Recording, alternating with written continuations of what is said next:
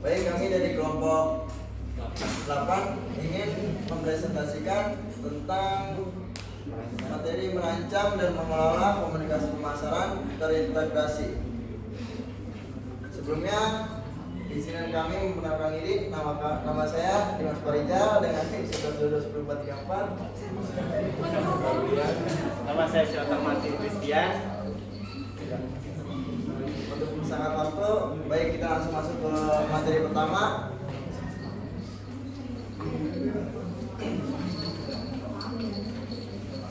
Di sini ada peran komunikasi pemasaran dalam era digital. Komunikasi pemasaran memainkan peran penting dalam membangun ekuitas merek dan mendorong penjualan produk atau jasa. Dalam era digital, lingkungan komunikasi pemasaran mengalami perubahan yang signifikan, menuntut strategi yang lebih adaptif dan terintegrasi. Dan berikut adalah beberapa aspek penting dari pengertian komunikasi pemasaran. Yang pertama ada strategis, yang kedua ada terintegrasi, yang ketiga ada berfokus pada pelanggan, yang keempat ada multi saluran, dan juga di sini ada peran utama komunikasi pemasaran. Di sini ada yang pertama meningkatkan kesadaran merek, yang kedua membangun persepsi positif, yang ketiga membangun hubungan dengan konsumen, yang keempat mendorong penjualan.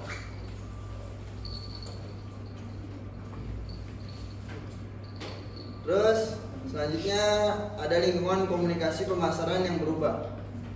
Perkembangan teknologi digital telah mengubah lanskap komunikasi pemasaran. Konsumen kini memiliki akses yang mudah ke informasi dan lebih terhubung dengan merek melalui berbagai platform digital. Berikut adalah beberapa peran utama. Peran utama komunikasi pemasaran yaitu di sini ada media digital yang berkembang, konten yang dibuat pengguna, data dan analisis, dan yang terakhir ada personalisasi. Oke, contohnya tadi untuk yang teknologi digitalnya seperti apa? Digitalisasinya seperti apa? Komunikasi pemasarannya. Contohnya.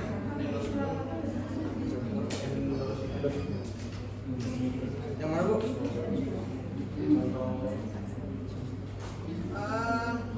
Contoh pemasaran digitalnya seperti apa? Endorsement. Endorsement itu melihatnya dari segi apa? Kan teknologi, melalui apa? Endorsement. Melalui media sosial. Medsos, oke. Medsosnya apa? Seperti apa? TikTok, Oke, TikTok. Ya. Oke. Ya, lanjut.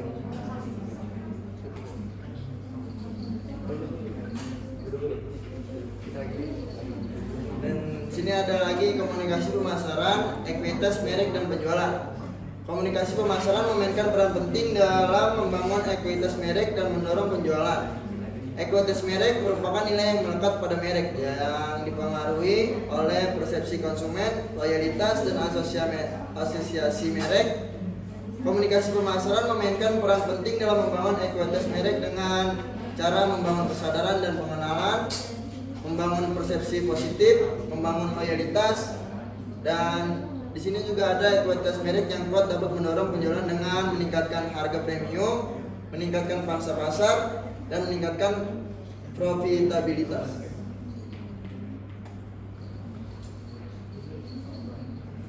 Lalu model peran komunikasi pemasaran. Ada beberapa model yang menjelaskan proses komunikasi pemasaran. Model-model ini membantu memahami bagaimana pesan disampaikan, diterima, dan diinterpretasikan oleh konsumen. Berikut beberapa model yang umum digunakan, yaitu ada model AIDA, attention, interest, desire, action. Lalu ada model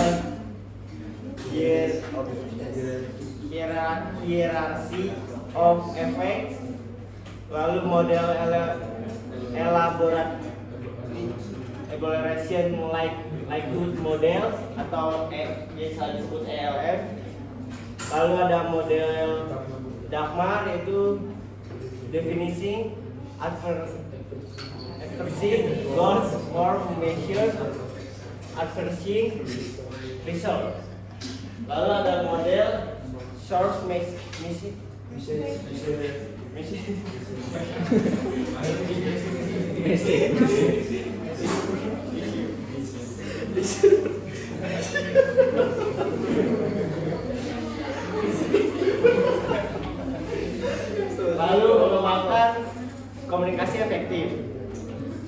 Komunikasi yang efektif adalah kunci dalam berbagai aspek kehidupan, baik personal maupun profesional.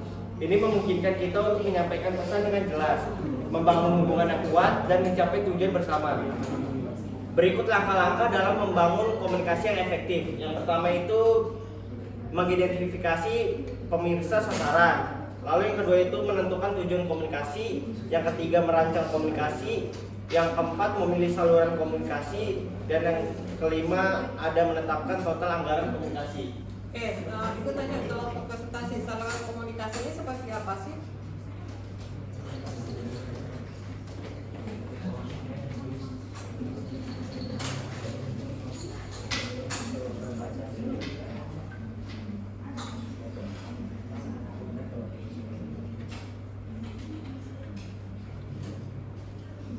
Contohnya seperti kayak tatap muka, Bu.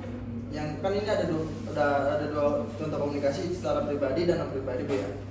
Di sininya. Terus yang pribadi itu contohnya kayak seperti kita komunikasi secara tatap muka, terus telepon, email, dan pesan instan, Bu. Dan yang non pribadi bisa lewat media massa seperti televisi, radio, dan surat kabar, Bu. Oke, jadi melalui media ya. Media digital juga.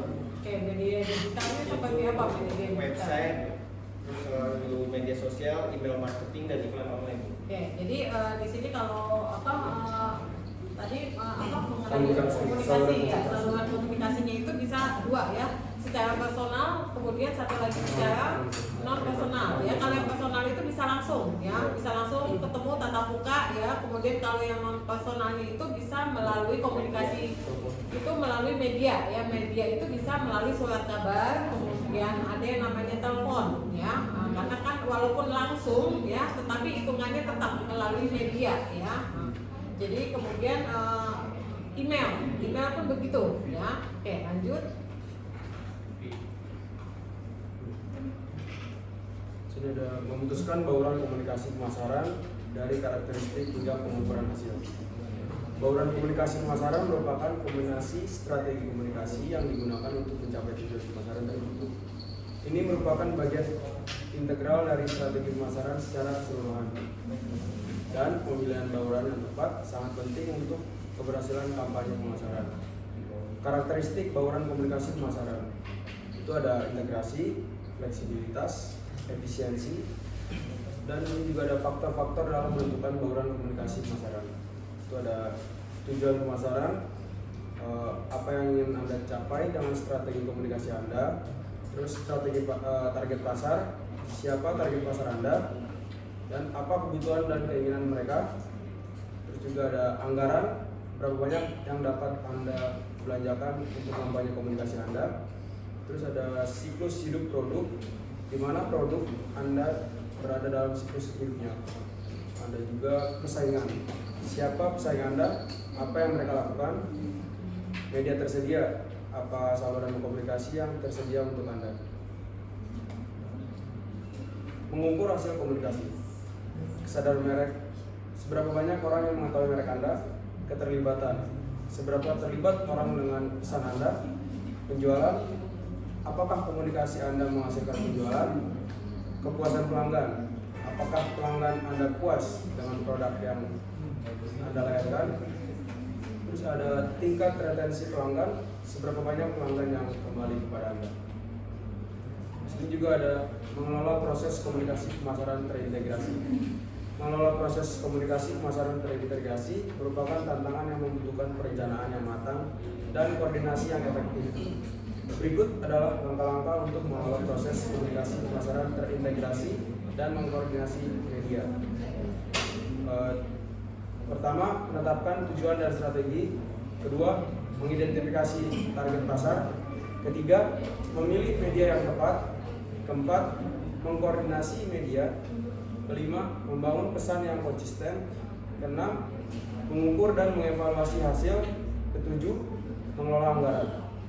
Oke, coba Ibu mau tanya dong, kasih dong studi kasus mengenai yang tadi kelompok ini jelaskan. Tadi mengenai ada yang menetapkan tujuan dan strategi, kemudian ada target pasar. Ya, coba contohnya studi kasusnya seperti apa pemahamannya untuk komunikasi pemasaran yang terintegrasi.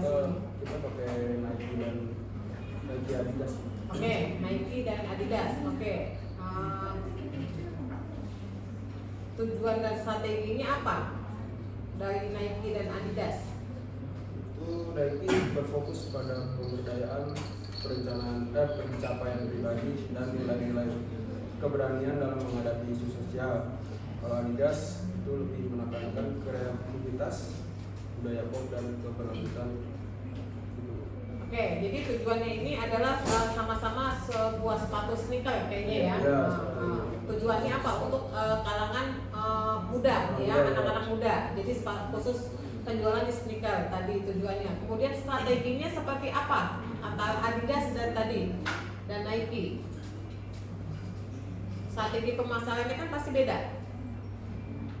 Dia membidik pasar sasarannya apa? Adidas bagaimana dan Nike bagaimana?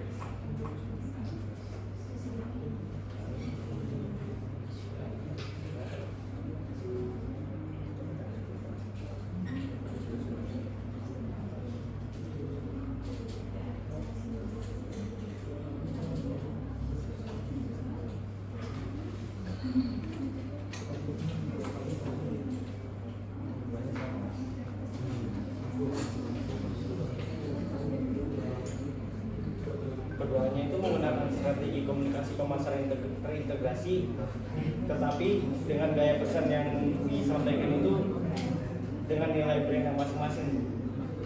Seperti Nike itu lebih berfokus pada motivasi dan inspirasi, sedangkan Adidas itu memprioritaskan kreativitas dan kolaborasi. Oke, lebih ke kolaborasi. Sepatunya kolaborasinya apa ya? Misalnya kayak Nike kolaborasi sama Cristiano Ronaldo tuh waktu itu. Terus kalau Adidas kayak apa?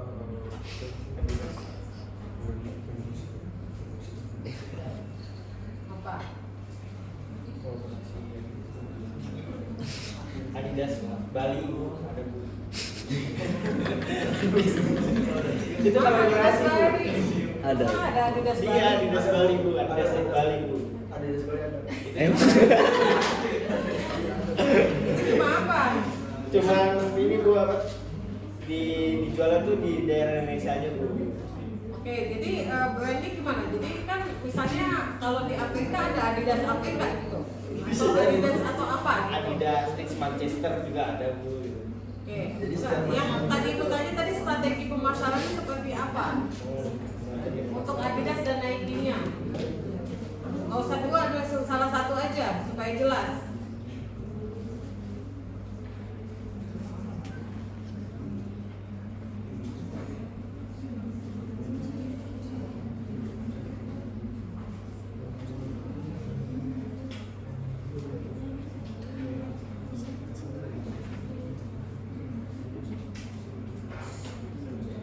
Kalau apa Bu?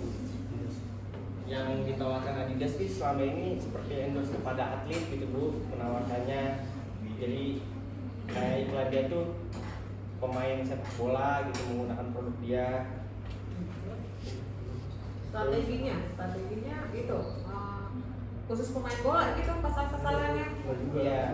Ya kan enggak juga dong, kita nggak main bola kalau punya duit beli Adidas mah mahal ya. Tapi kebanyakan supportnya sama Misalnya digunakan dia untuk Karena mungkin kalau sampai dipakai sama misalnya atlet ya, memakai sebuah sepatu yang memang brandnya bagus, berarti ya, kualitasnya udah pasti bagus.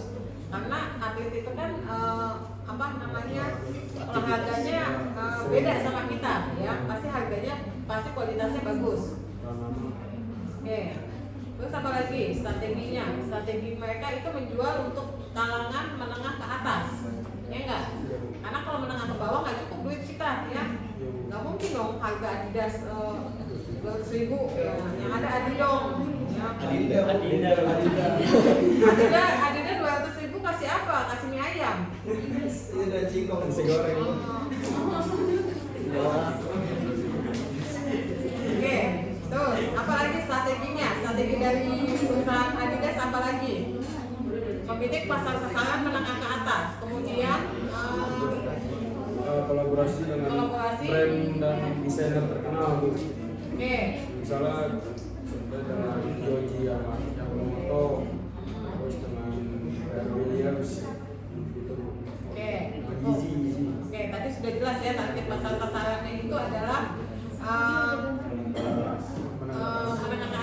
kemudian usianya muda. Kalau dilihat dari segi geografis ya, geografis itu ada misalnya jenis kelamin ya.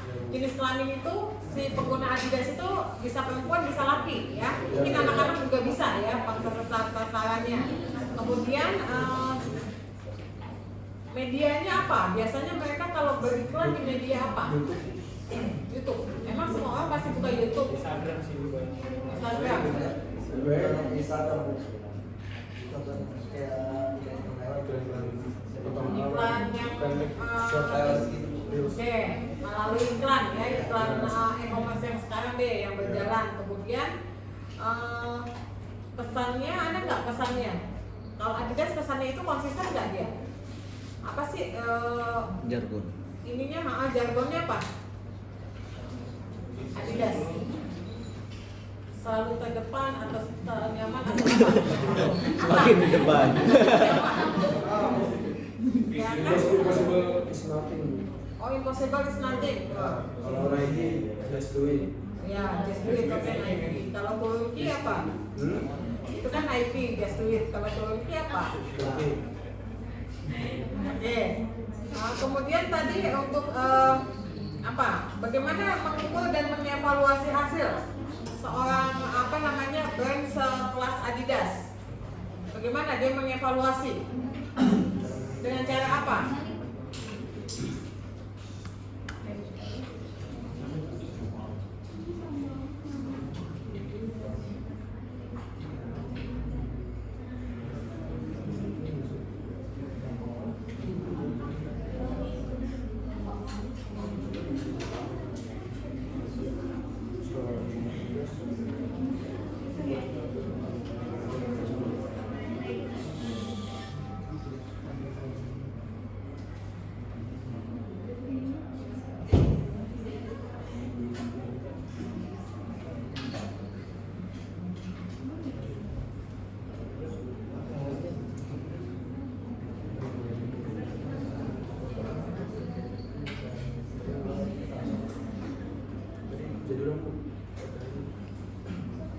Yang tadi itu, bagaimana si Adidas itu mengukur dan mengevaluasi hasil?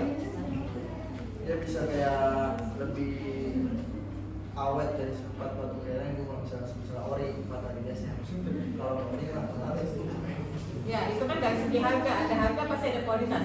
Maksud ibu, bagaimana dia mengevaluasi? Kan kayak misalnya tadi kan mengelola proses komunikasi pemasaran terintegrasi ya. Jadi secara apa dia mengkomunikasikannya ke kita ke si pembeli? Oke. Melakukan survei konsumen dan baik bukan pelanggan. Oke, melalui survei ya, surveinya bagaimana nih sepatunya, enak atau enggak, puas atau tidak ya kan. Kadang-kadang setiap produk biasanya sepatu itu nggak nunggu tahunan ya, berapa bulan dia selalu update ya. Oke, lanjut.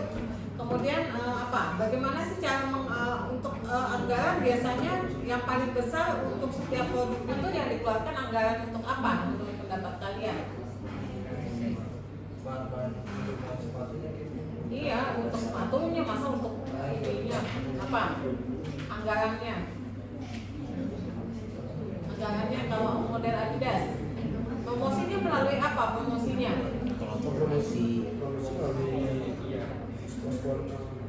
Kalau sekelas Adidas kan kita nggak hanya pakai Instagram doang biasanya, ya sudah bisa ke media televisi karena brandnya sudah brand bagus ya.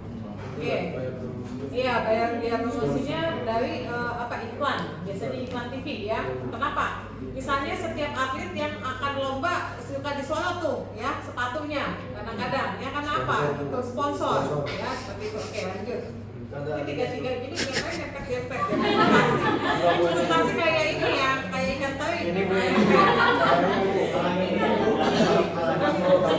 Oke, lanjut.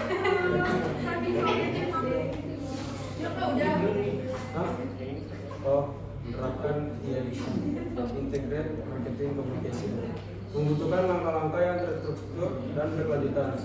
Berikut adalah panduan untuk mengimplementasikan IMC secara efektif. Pertama, menetapkan visi dan tujuan IMC. Kedua, analisis situasi dan target pasar. Ketiga, mengembangkan strategi IMC. Keempat, membangun tim IMC. Kelima, mengukur dan mengevaluasi hasil. Keenam, ada menyesuaikan dan meningkatkan strategi IMC.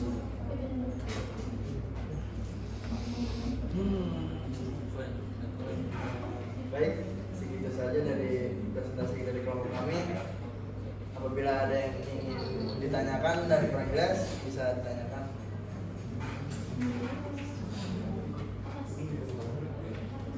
Oke, silakan yang mau bertanya mengenai presentasi untuk kelompok 8.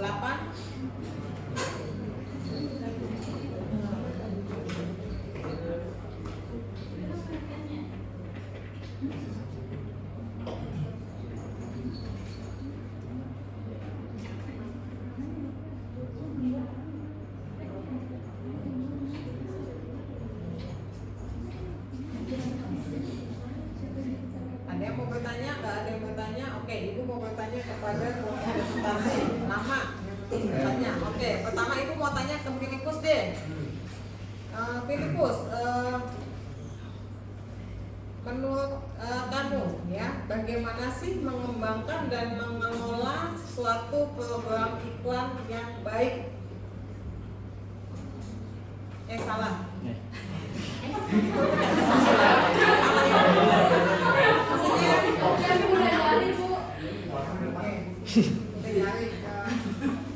Tadi soalnya mengenai ini ya, mengenai ini merancang dan mengelola komunikasi pemasaran.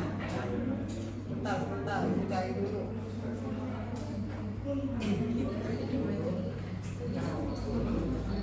Ada yang mau nanya nggak? Kalau ada yang nggak mau. Kenalkan, saya Martin Gufron. Saya ingin bertanya, bagaimana jika abang-abang ini jadi manajer pemasaran, cara menetapkan visi dan tujuan IMC? Mungkin itu saja.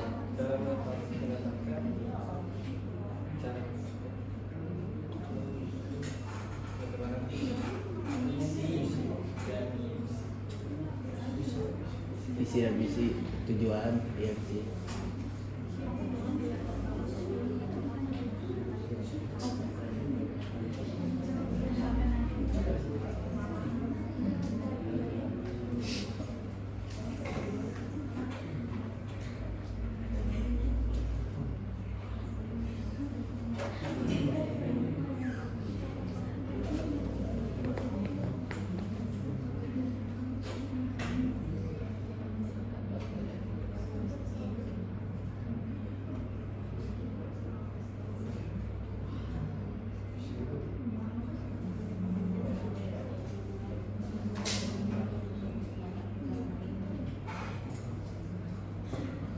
Apa tadi pertanyaannya, Pak Ki?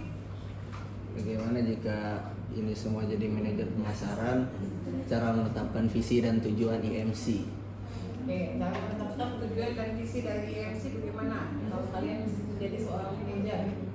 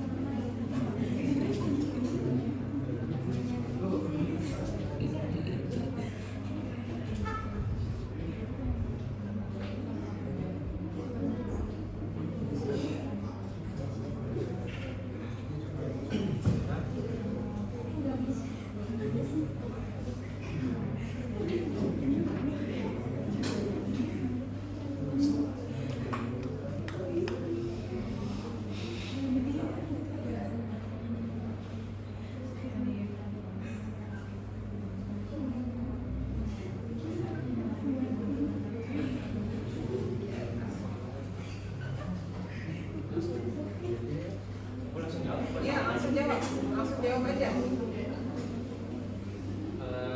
Cara menetapkan visi dan IMC itu bisa dengan langkah-langkah itu menetapkan visi perusahaan, yaitu dengan memahami nilai inti perusahaan, identifikasi nilai-nilai inti prinsip dasar menjadi panduan perusahaan. Ini akan membantu menyelaraskan visi dengan budaya identitas perusahaan. Kalau itu kita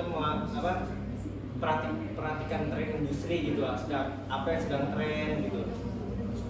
Ya kita harus melihat tren itu menjadi peluang kan. Lalu itu kita bisa menciptakan produk gambaran masa depan gitu dengan teknologi baru gitu. Kita harus bisa menciptakan hal seperti itu yang belum ada di masa sekarang, tapi untuk masa depan gitu. Untuk menetapkan strategi IMC-nya itu tujuan tujuannya itu Tujuan menetapkan IMC, kalian kalau misalnya menjadi seorang manajer, kan kalau sudah seorang manajer berarti produknya sudah jelas dong, bukan masih dilapis lagi, ya. Bagaimana kalian menentukan tujuan dari IMC tersebut? tujuannya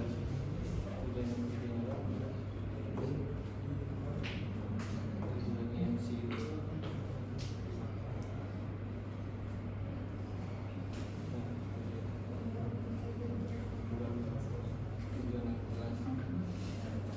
Tujuannya itu ada dua, tujuan yang jelasnya. Tentukan tujuan yang ingin dicapai dalam IMC seperti meningkatkan kesadaran merek, terus mendorong penjualan, membangun loyalitas pelanggan, atau membangun bisnis. Terus yang kedua itu ada tujuan SMART, gunakan tujuan spesifik, terukur, dapat dicapai, relevan dan berbatas waktu. Terus itu ada mengidentifikasi target pasar. Oke, cukup yang ditanya hanya tujuan aja kan Pak? Oke, cukup tadi yang spesifik tadi. Oke, udah. Ada lagi yang mau bertanya? Nggak ada. Ibu aja deh, langsung supaya habis ini masuk kelompok 9. Filipus, bagaimana sih kamu mengembangkan komunikasi pemasaran yang efektif? Bagaimana cara bagaimana cara mengembangkan komunikasi pemasaran yang efektif? Bagaimana caranya?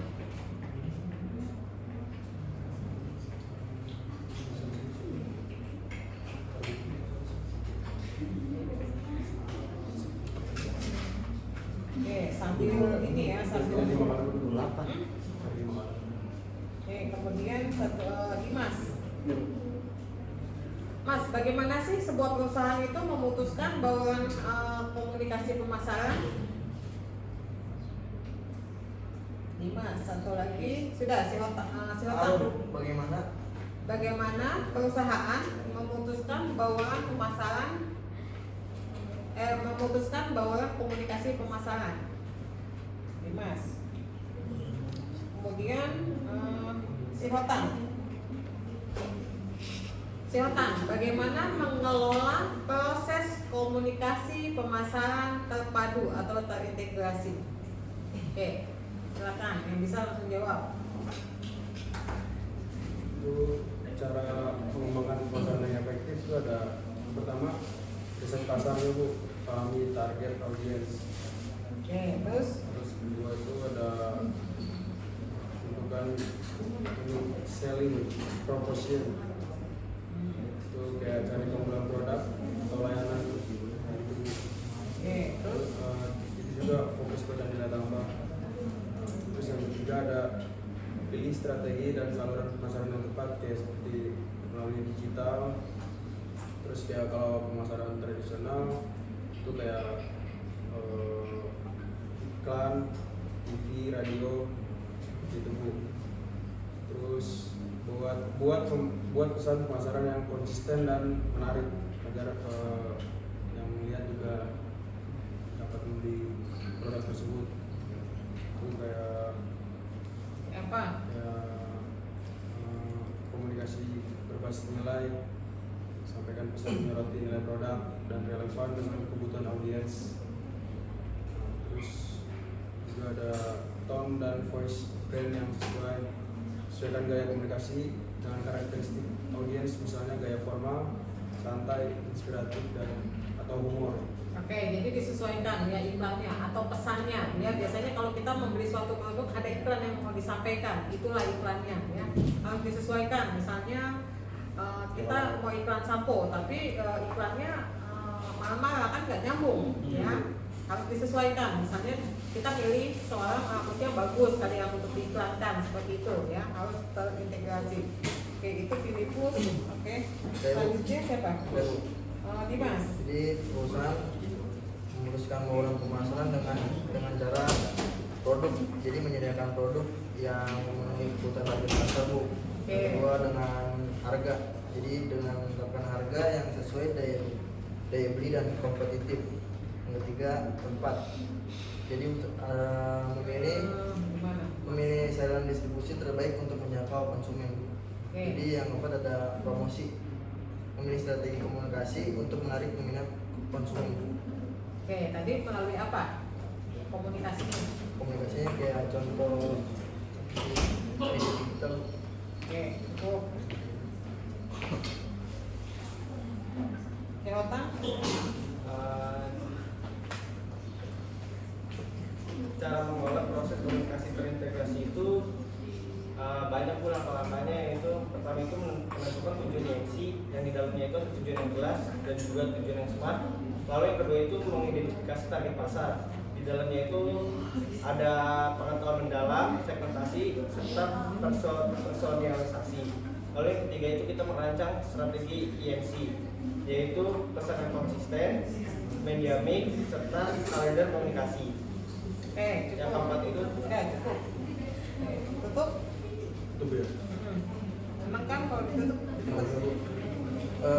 Baik, segitu saja presentasi dari kelompok kami. Apabila ada kekurangan dan kesalahan, mohon dibukakan pintu maaf yang seluas-luasnya.